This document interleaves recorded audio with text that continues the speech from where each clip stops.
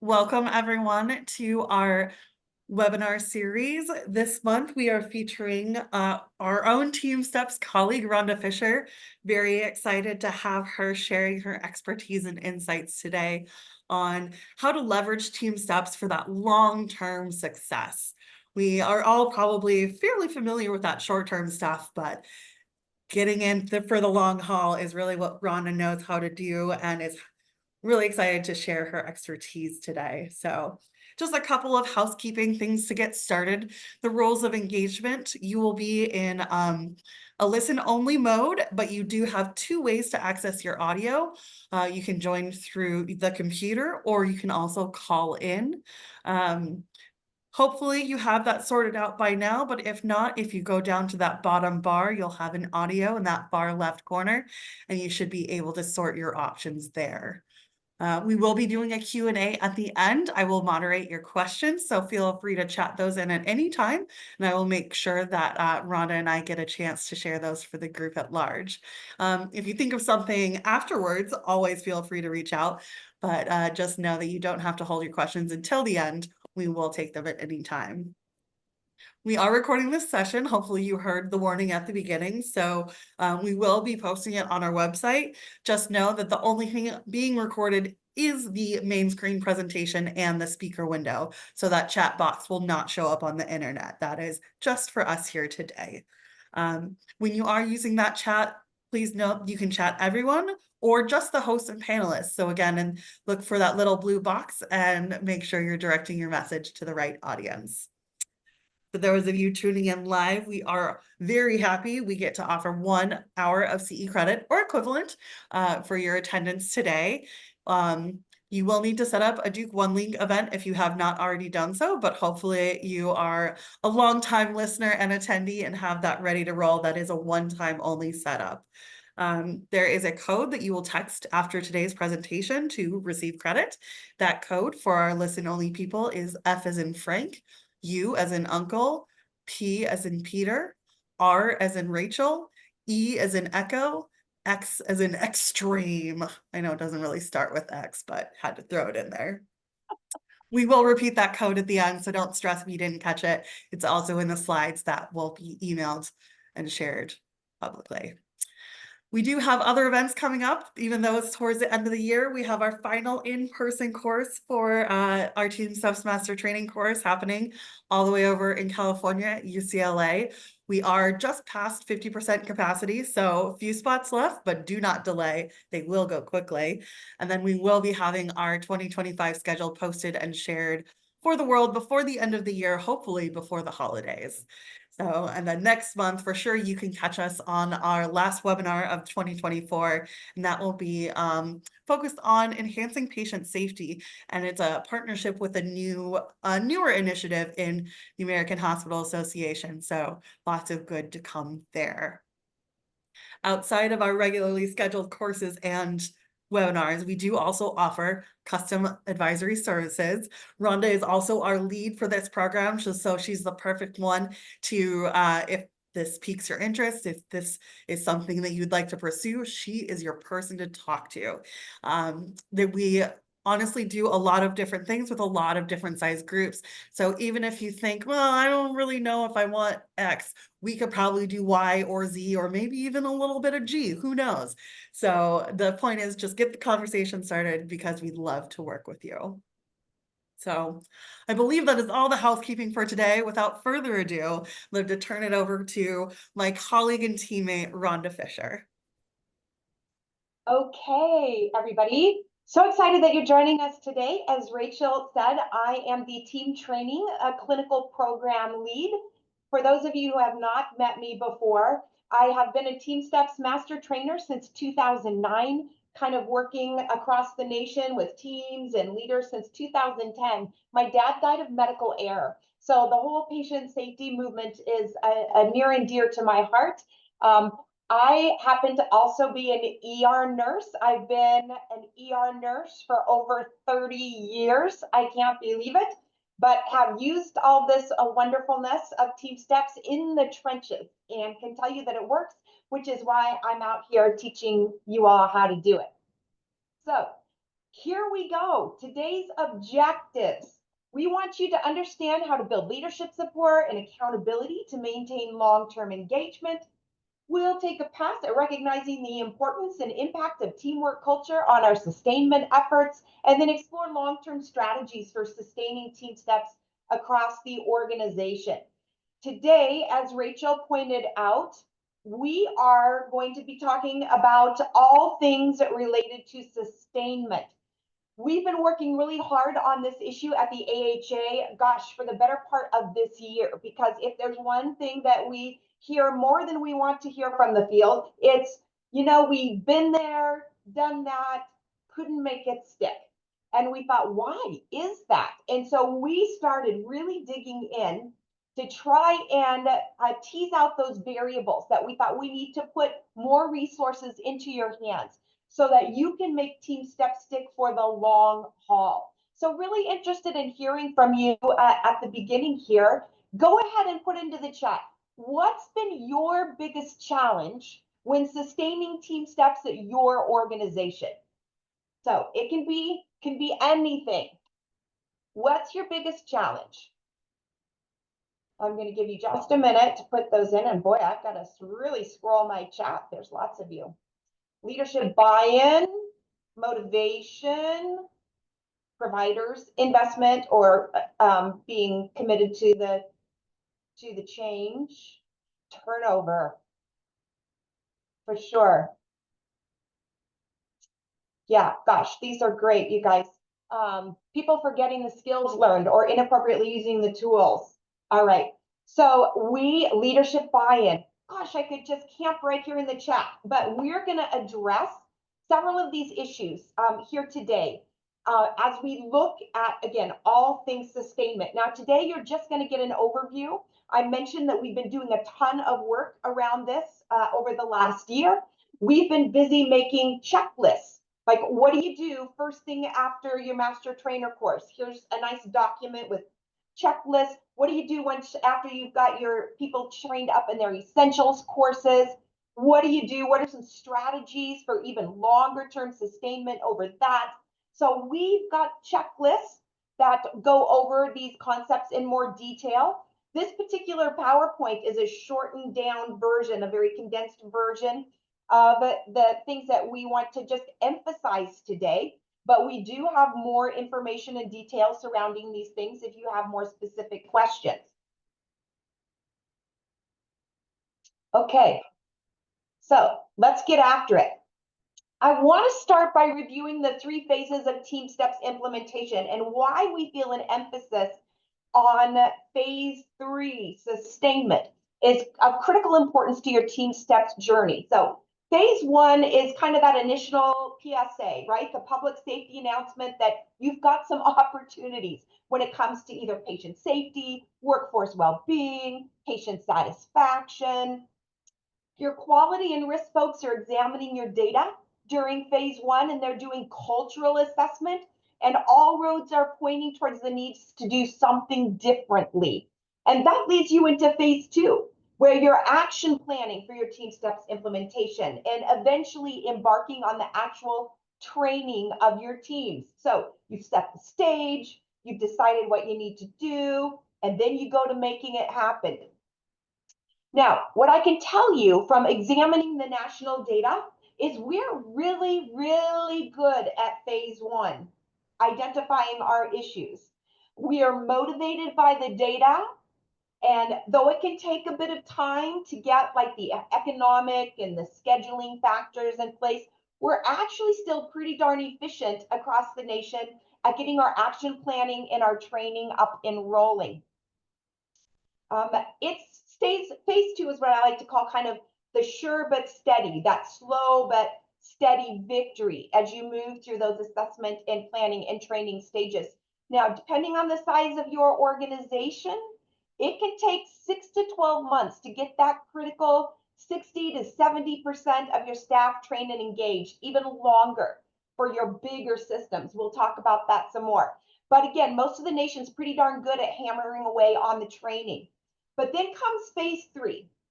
And this is where you buckle down to the hard work of sustainment.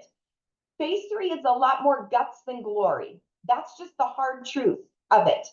Because you're waiting for that tide to start turning on culture change. That just takes a while. And it could be even longer till you see the victory translate to concrete data, like in your quality metrics. So the battle becomes making it stick over the long haul. And this is where we have found that teams actually need the most help. You have the want to for sustainment, but you haven't always known the how to of making a TeamSTEPPS implementation stick. So this is why we've put together some helpful resources for you. Now, when you think about what it takes to arrive at sustainment, everything that you see on this slide is of critical importance, but I really want to emphasize this central column of motivation, because what I have found to be true is you've got to win it in here before you'll ever win it out there with your culture change and your quality metrics and whatnot.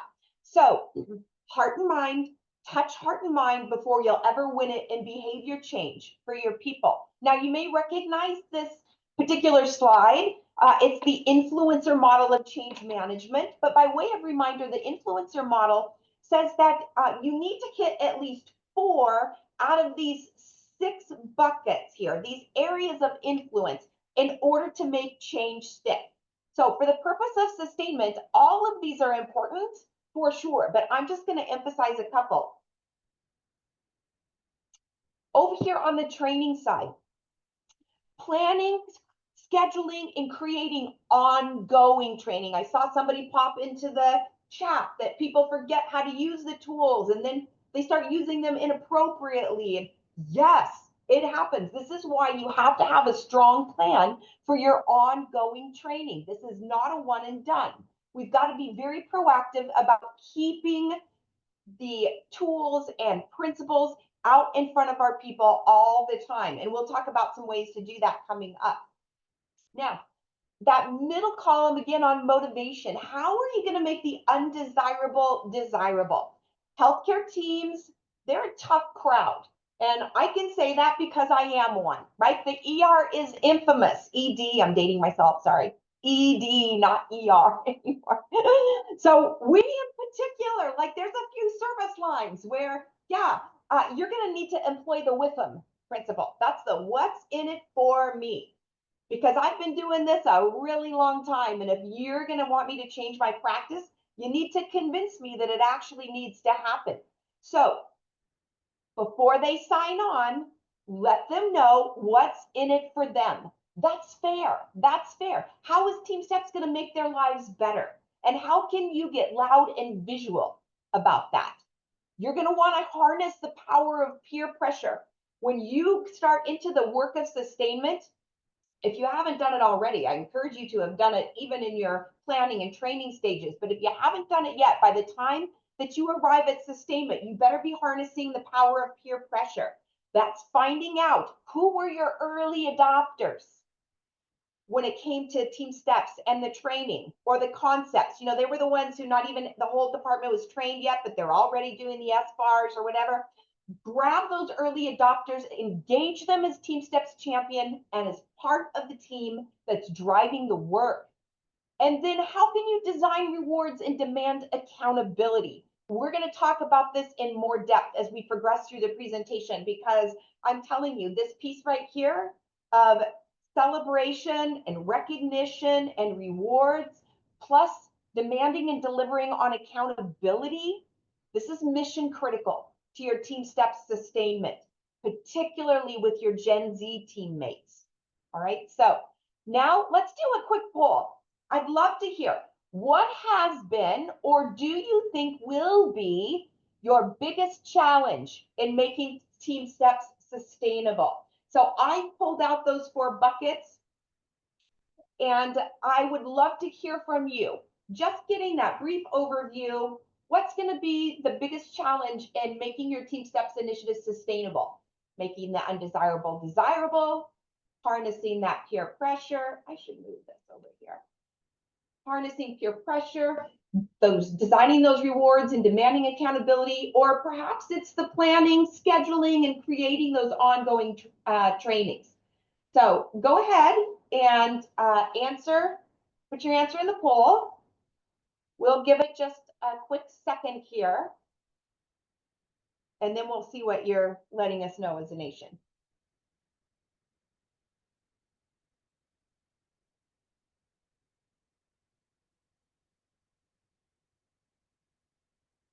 All right, here we go. Hold this front and center.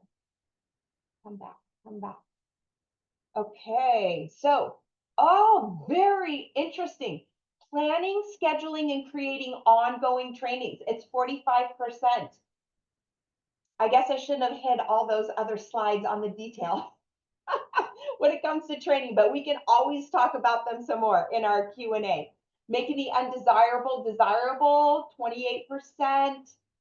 The rewards and accountability, 23%. Okay, none of you think you're going to have trouble harnessing peer pressure.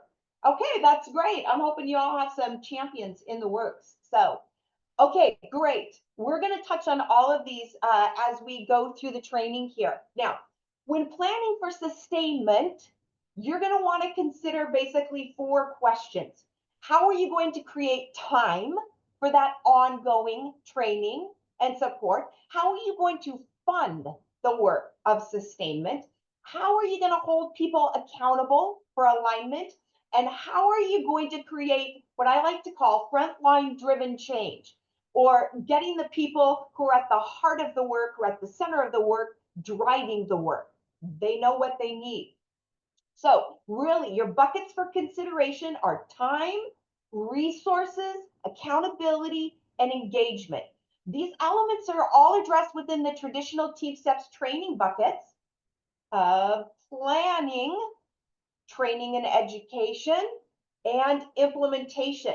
We're just going to take a look at these buckets through the lens of sustainability.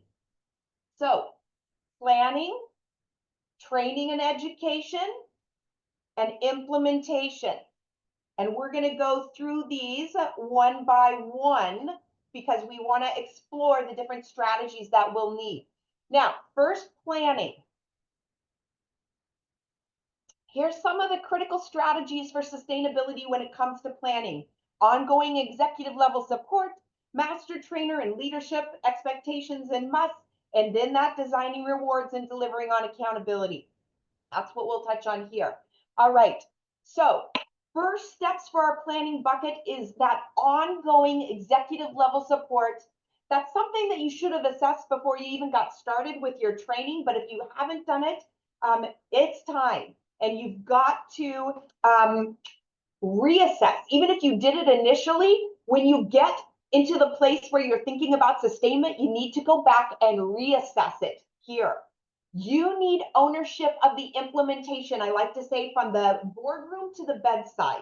From the boardroom to the bedside, if you're going to make it for the long haul. So make sure that you've got the permission slip for the cost of education hours and coverage for your clinical teams. Your master trainers are going to have an ongoing need for resources and supplies, both for trainings and what I like to call fundraisers like games and prizes for reinforcing the tools. And then you need to take into consideration budget for change team or quality council meetings as well. This is a really important point. It's fourth bullet point here, the budget or productivity variances. Please, if you have not had this conversation yet with your executive level leaders, you've got to have it now. You may have a need to make allowance for budget or productivity variance as a department or service line leader as you're getting your people up and trained. So think about it ahead of time. Hold those conversations with your executive level leaders. It doesn't hurt to remind your C-suite about how much they have invested up to this point, okay? But keep them in the conversation and committing to funding the work of sustainment. Now, the accountability factor, I'm going to talk about this more later, but I'm going to hit it specifically here at this executive level leadership, because I want to point out that the executive level leadership is going to need to own the enforcement of accountability for physician and nurse leaders. The buck has to stop somewhere for leaders, because I'm telling you right now, out of all the years I've been doing this, few things will tank your sustainment faster than unengaged and unsupportive physician and nurse leaders. But these folks are at the top of the food chain, right? So you're going to need executive level support to address the accountability with those physician and nurse leaders. You've got to have them engaged. All right. Just as in all things healthcare, TeamSTEPPS implementations get shipwrecked without clear communication about what comes next after those initial trainings.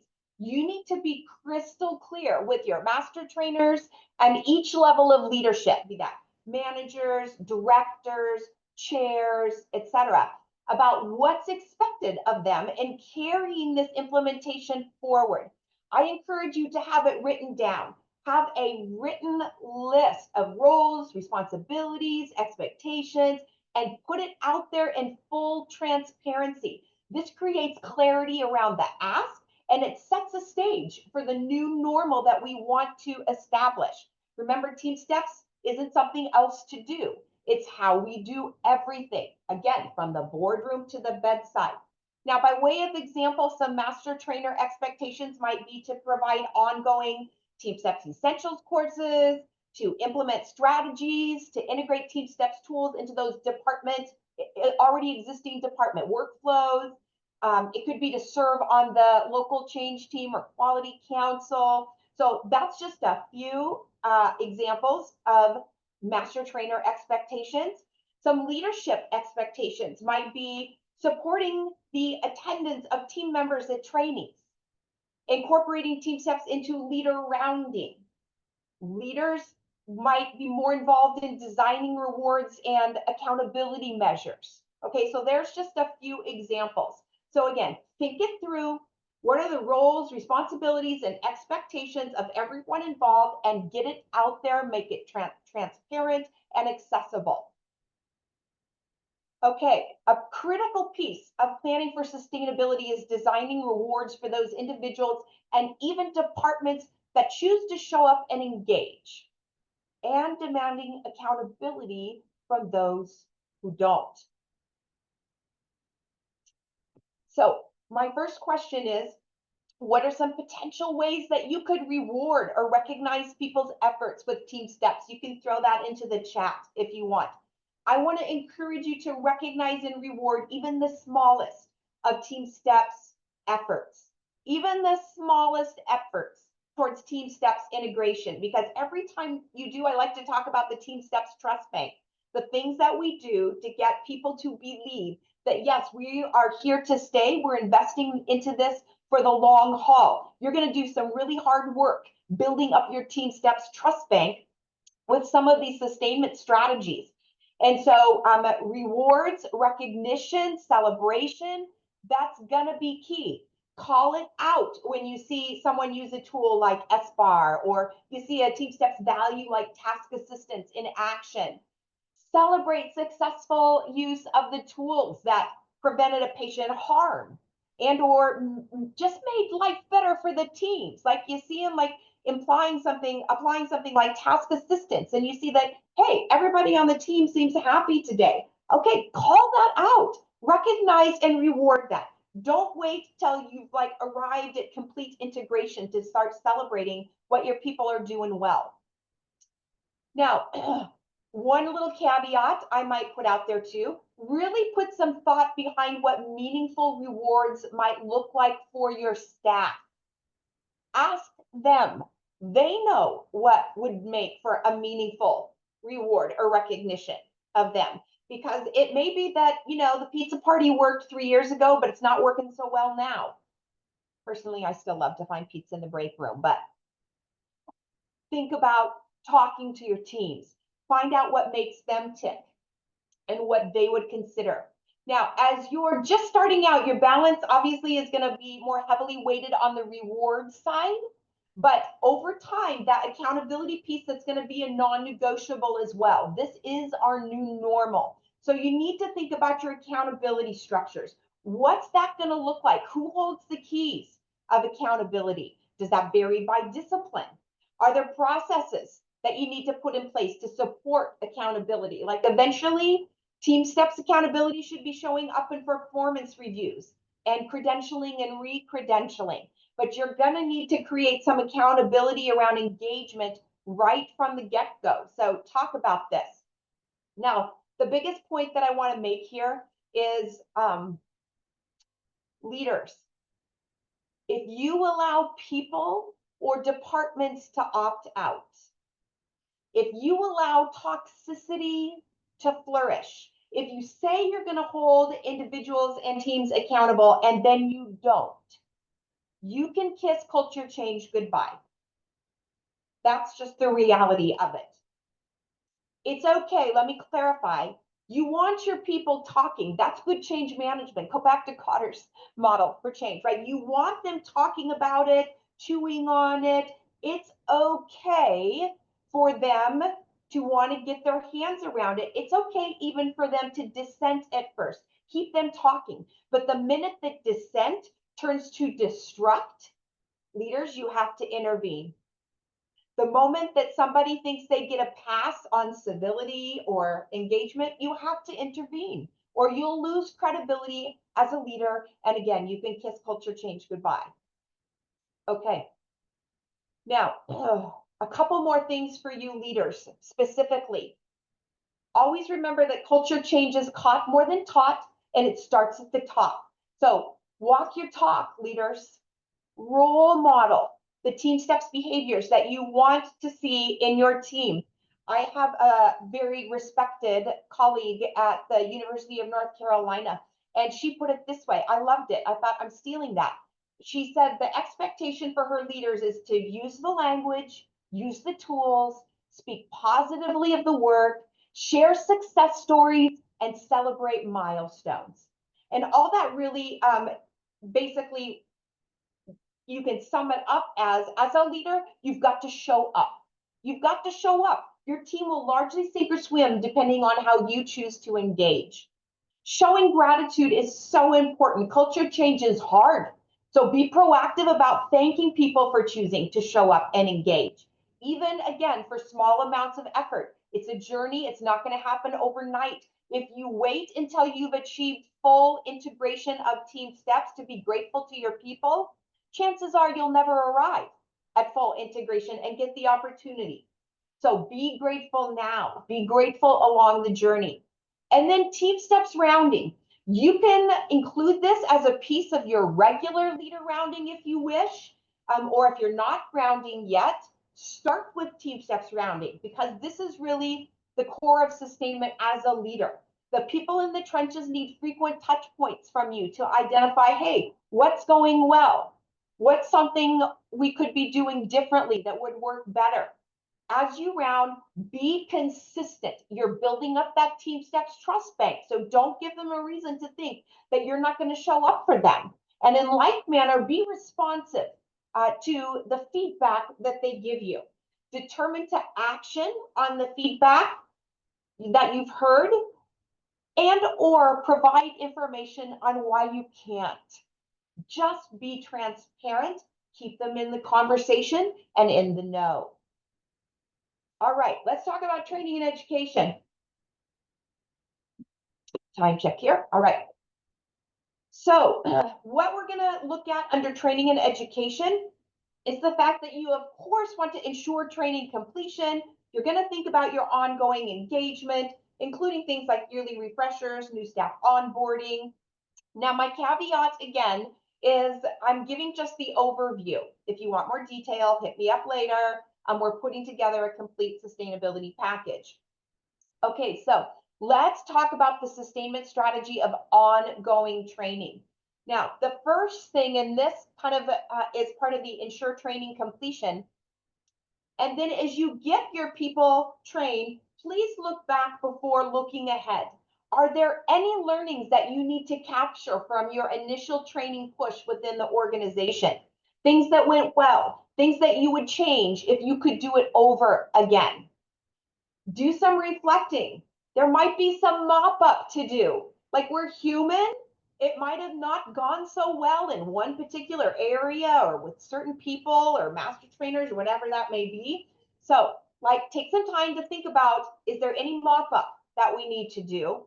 And then think about people that you may need to, again, thank and show gratitude for getting your organization or your service line or whatever it is, thanking them for getting them through that first initial round of training. Reflection's a powerful tool here as you consider where you want to go from here. Now, after you complete your essentials trainings by whatever means that makes sense to your teams, but you've got to get your finger on the pulse of knowledge transfer and engagement. So how are you going to do that? Basically, what I'm looking for here is you need to kind of know what your baseline is, know where you're starting from. Once you've gotten your teams, usually it's like 60% trained, whether that's in your department or in your organization, depending on your size. But you want to get your finger on the pulse of knowledge transfer and engagement. Did that information actually translate into transformation? Did they get it? Are they owning this change that we want to do?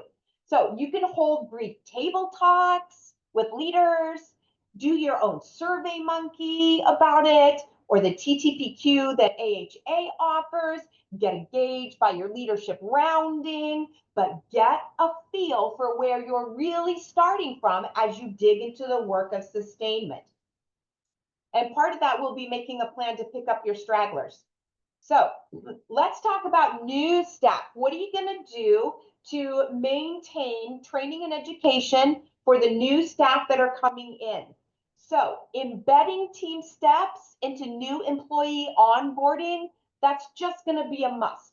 Now you can decide how you want to go about that. Is it a 2-hour essentials course? Is it a 4-hour essentials course? I'm going to beg you. Yes, I said beg. I'm going to beg you not to make it completely virtual. Please, at very least, make it hybrid for your new employees, where you may want to assign some, a health stream or, your virtual education first, but then you bring them together face to face to get their hands around it right here. That's what's going to give you the biggest bang for your buck with sustainment, okay? Now, your MD residency programs, I've taught them for years and years and years. You can think about how you might need to do that differently for your residents, because they are just kind of coming and going through your residency, but you want to base them in. If they're going to be around a while, get them the essentials in a couple-hour course. Your RN residency programs, you may have those for a longer period of time, and you're looking at keeping them at your organization. So you may want to give them more than just a 4-hour essentials course. You might want to do a full 1 day on the TeamSTEPPS fundamentals, and I would highly recommend it. Consider how you can bring focus to those MD and RN residency programs by perhaps holding part of them together. That's powerful. Get those residents and those RNs in the same room, interacting, simulating with TeamSTEPPS tools together. It's super powerful. I've done it for years. And then all staff. How are you going to keep it out in front of all of your staff? Tool of the month is probably one of the most effective sustainment tools that there is.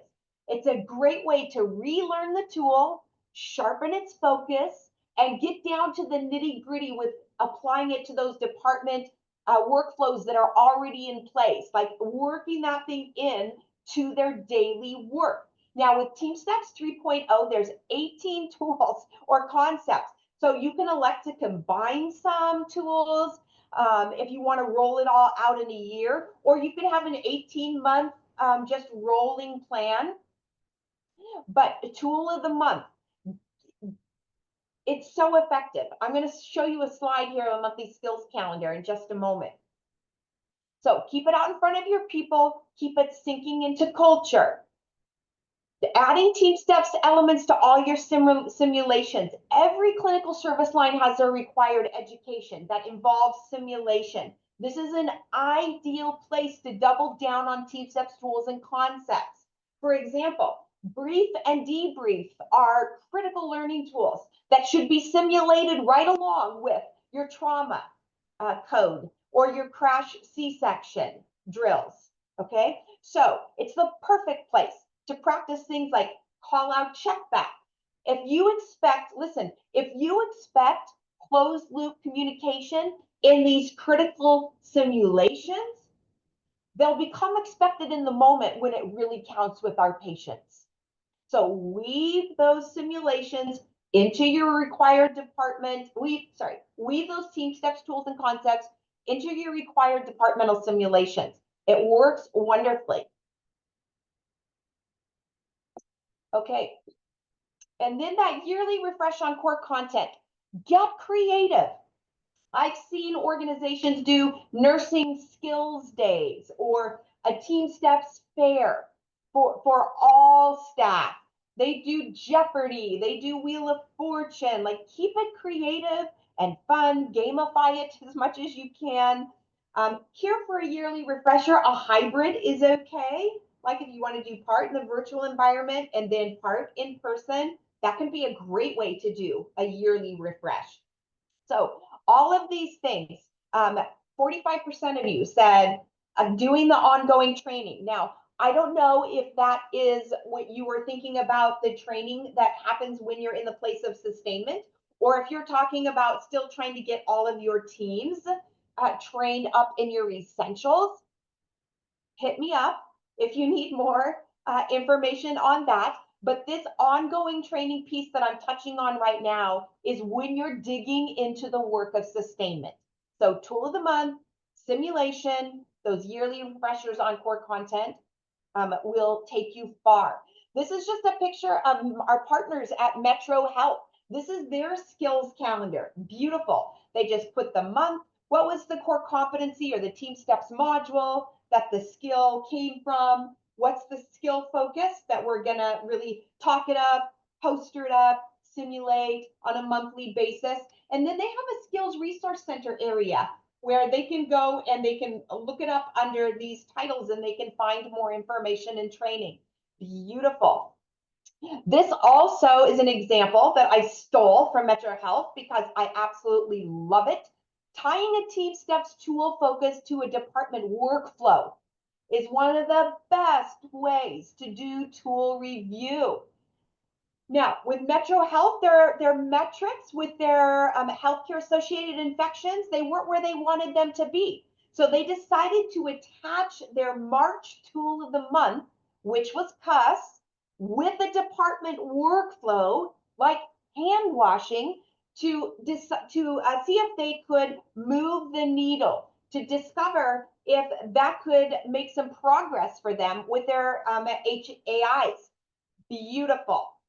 This is a double down on a win-win because when you combine these two things, you get people washing their hands.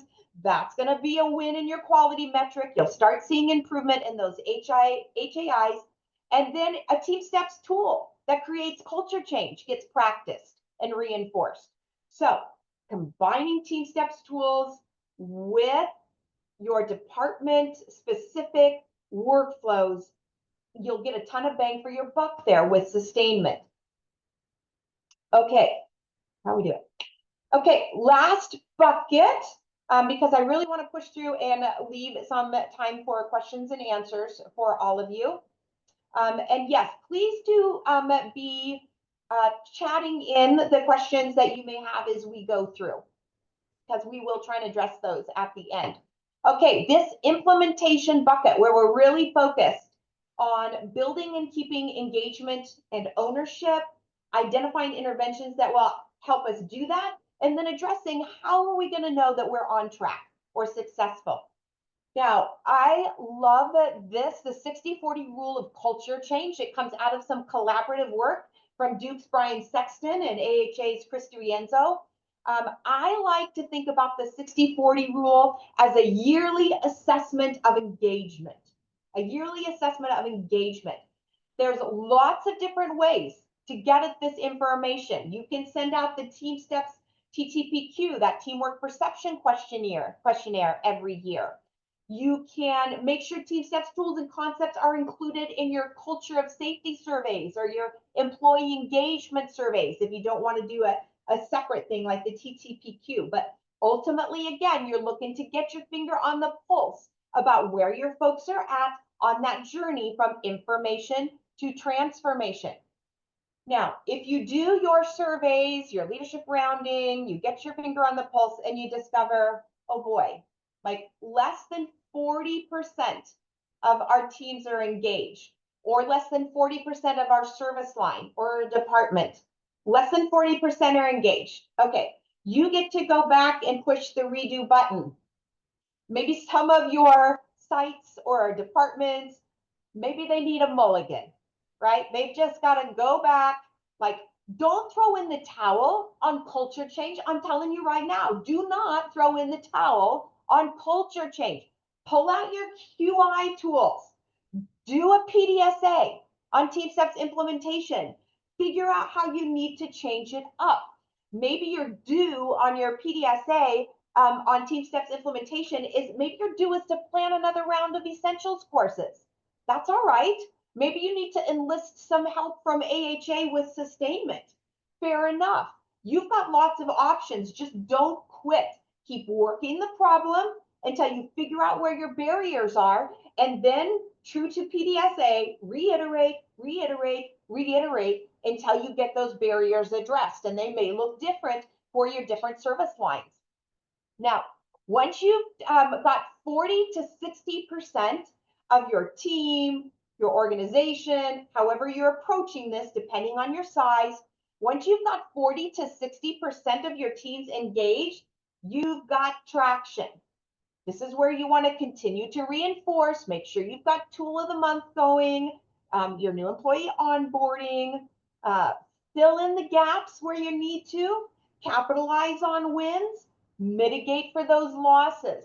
Then once you get 60% of your folks trained and or engaged,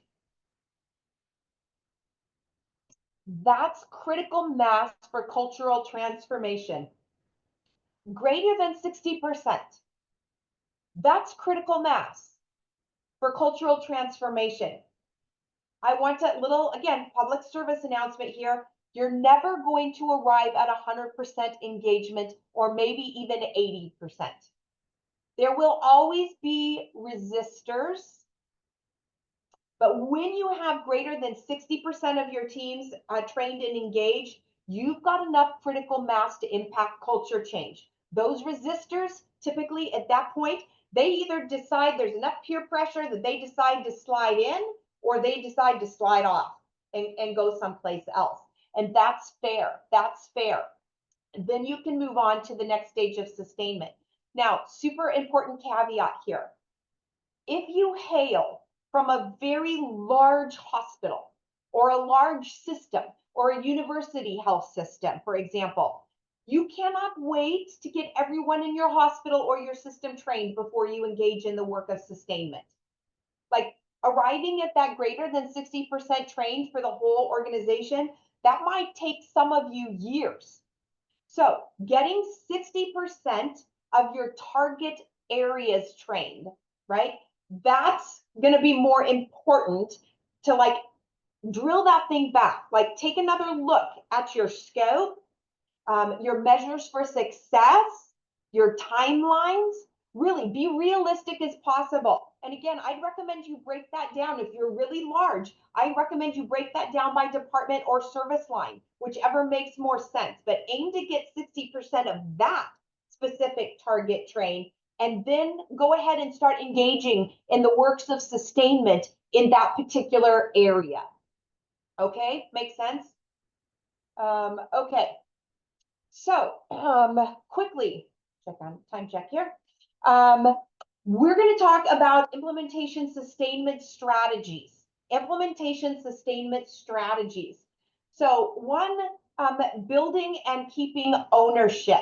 When you think about building and keeping ownership, you've got to be thinking about how you make TeamSTEPPS, how you do all your work. So as we're famous for saying, TeamSTEPPS isn't something else to do. It's how you do everything else.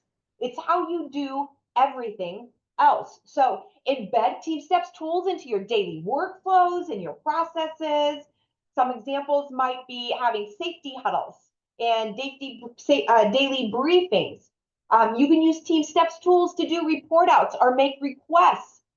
Put a TeamSTEPPS focus in your newsletters, or have a TeamSTEPPS meeting moment where every meeting in the organization, the first 3-4 minutes is somebody sharing out a TeamSTEPPS success story, big or small. Those are the kind of things that will embed TeamSTEPPS into culture.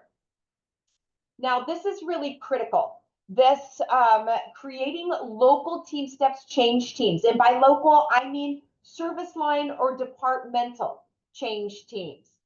I cannot emphasize enough the importance of this.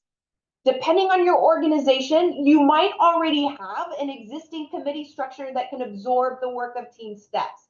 Maybe a local quality council or a unit-based steering committee. But if you don't have an existing committee that can just absorb the work of TeamSTEPPS, you're going to want to create a local TeamSTEPPS change team for a couple of reasons. For sustainable success, I've mentioned this before, the people at the heart of the work need to drive the work. So you're going to want to garner some frontline support to be involved in enculturation of TeamSTEPPS. And as a leader, you're going to need some reinforcements, because the list of responsibilities of the change team, it's extensive. I mean, I've listed out just a few here. Your TeamSTEPPS change team on your local departmental level, they're going to be the ones responsible for setting department-specific vision and keeping it out in front. Remember that tool of the month? Like, who's responsible for that? That should be your department change team, that local change team. They will be the ones to help identify problem areas or barriers and implement TeamSTEPPS strategies to help address them. And they're going to work with local leadership and perhaps quality to develop a data strategy for the service line or the particular department.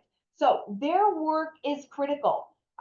So whether you create something new altogether or you unfold the work of TeamSTEPPS into an already existing committee, the local change team is really at the heart of sustainment. So important. Okay, and then our next strategy is to deploy TeamSTEPPS champions. TeamSTEPPS champions are an essential element of sustainable success because they're the people who are working elbow to elbow, translating those tools and concepts into the daily work. And that's where the rubber really meets the road. We can teach information all day long, but information does not lead to transformation.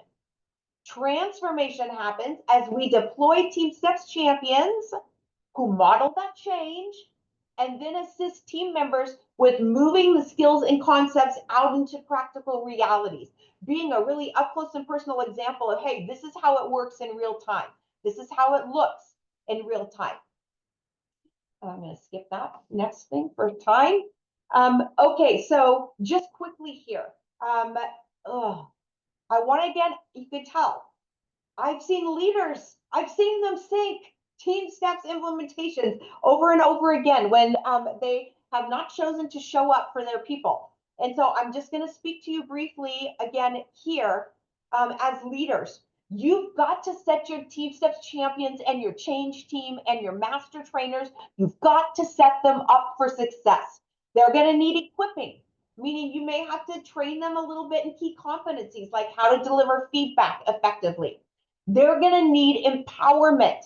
Set them up for success by explaining their roles and voicing support for them to the interdisciplinary team. Really think about how you're going to prepare your staff and physicians for champions and their work. Encouragement, again, that recognition and reward, super important. Maybe you need to post, make badge buddies or make posters of who your champions are. Make this a career goal boost on those yearly evaluations, okay? But encourage those champions and master trainers and change team. And then engagement from leaders. Be a partner. Leaders, be a partner in the journey. Don't just think your master trainers and champions are going to do it all. Make space for them at meetings, support their efforts, I'll say it again, a sure way to sink your TeamSTEPPS sustainment is an unengaged leader who isn't personally investing into the change themselves and acting as a net for those TeamSTEPPS champions who are trying to really model the change. You've got to show up yourself and you've got to back up your people. Okay. Data. I'm going to have to move faster on this slide than I want to. If there's not a lot of questions flowing in, we can come back to it. But we've put out a lot of information out there on collecting data. It's so important. So part of sustainment is revisiting that idea of quick wins. You've got to keep them intentional and ongoing. These might be, your quick wins might be the ways that your change teams are integrating a TeamSTEPPS tool with specific department workflows, like I showed you earlier with Metro Health. You also need to have a plan for continuous quality improvement. Partner with your quality folks and with your TeamSTEPPS change teams to develop a data strategy for coupling TeamSTEPPS tools with those bigger department quality metrics. It's so important. Measuring the impact of TeamSTEPPS, of those tools and practices on your ongoing quality metrics. You need to show both process and outcome measures. You want those process measures to be fairly quickly attainable and encouraging, because it's likely going to take a while for TeamSTEPPS to show up on your lag measures. And that's where the proof is really in the pudding. But everybody from the boardroom to the bedside wants to see proof of concept when it comes to TeamSTEPPS. So a data strategy, it's imperative. It's just imperative. Keep that data collecting transparent and visual. Visual management boards are a great way to keep it out in front of staff and physicians. And then again, have a way to capture and communicate successes. Find creative ways to measure and then celebrate it. Don't have time to give you an example. I had one. You can talk to me later. So read it, write it, share it, get it out there. Involve your comms teams. Think about how you're going to publish your success in professional journals or with the AHA with our success stories, maybe local publications. Okay, but get it out there. Read it, write it, share it. That's going to move you towards sustainment as well. Okay. That was a lot, and that was the condensed version of this presentation, if you can believe it. I have a more detailed one. Amazing. Thank you at least a few minutes. Thank you so much, Rhonda. I just got a great question in the chat and one more if we can get to it, but definitely want to honor Skip. He asks if TeamSTEPPS programs have experienced resistance to kind of like yet another flavor of the month, kind of this is another sort of thing, or even just like, there's no time or energy for this, like you can't ask any more of this. Basically things that create time pressure and ability to engage. Do you have any strategies of ways that sort of resistance has been dealt with successfully? People were like, oh, this feels like tool of the month. How have you been able to engage with them? Yeah, so this is really common, right? Especially if this is not your first rodeo with TeamSTEPPS. So really, this is why we've created this set of resources for you, because how is it going to move from people being concerned about it being the tool of the month? That's where those designing rewards and delivering on accountability comes in. That's like my I would say my two biggest things. That there's going to be some training, right? That's going to happen, and people are going to have to invest 2 to 4 hours getting trained up. But sorry, I just got distracted. I'm squirrel. Saw another thing pop into the I'm so sorry. Whew. Okay, but tool of the month, keep it in front of your people. Keep it going. Keep it going. Show investment. Design those rewards and deliver on accountability. Eventually, you've got to show, hey, like we're showing up. We're showing up for the people that are engaging, and they're getting rewarded for that. And the people who are dissenting, if they're turning to destruct, we're getting them addressed. And we're also eventually like making sure this shows up in their performance evals. So it is delivering on both the short term and the long term with accountability, with your training, keeping it going, and then that, oh, I had one last one, but it's escaping me now. Okay, that gives you a start. Excellent. Yeah, no, I think that's wonderful. And the other question I think we can squeeze in here, you mentioned back during the training session, you encouraged people to have an in-person element of the training, Oh, yeah. especially in the environment we in. Sometimes virtual is the easier answer, sometimes it's the quicker answer. Can you just address why the in-person element is so important and how that builds into sustainability? I will, pick me. And this is partly answered by remembering the other thing that I had. If your people are concerned about it being the flavor of the month, I'm telling you, get TeamSTEPPS tools and concepts embedded into your department workflows that they're already doing. It's got to become how we do. It's not something else. It's how we do everything else.